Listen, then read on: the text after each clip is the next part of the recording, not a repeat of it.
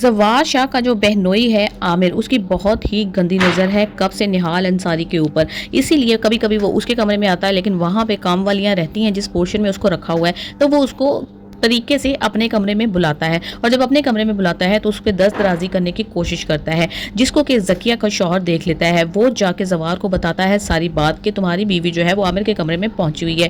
जवार शाह अब निहाल के कैरेक्टर पर शक करने लगता है और कहता है कि पहले इसने मेरे से अपनी बातें मनवाने की कोशिश की है और अब आमिर के पास जाकर यही बातें कर रही है। इस लड़की का कैरेक्टर अच्छा नहीं है। जब निहाल अंसारी ये बातें सुनती है तो उसको अच्छी तरह का पता होता है कि जवार शाह जो है वो देख सोच कर इंसाफ करता है। तो उसने जो है वो कहती है जवार शाह को कि तुम मेरे कैरेक्टर पे जो उंगली उठा रहे हो, तुमने बगैर सोचे समझे ये किस तरह से सोच लिया कि मेरा कैरेक्टर लूज है। काइंडली इस मामले की पूरी तरह से इन्वेस्टिगेट करो और फिर फैसला करो, जिस तरह से तुम इन्वेस्टिगेट करके पहले भी फैसला करते हुए आए हो। जवार शाह जब ये सारी बातें सुनता है तो उसके जहन में डाउट पैदा होता है कि वाकई इसने मुझे ये चैलेंज क्यों दिया है, क्यों इसने ये बात की है।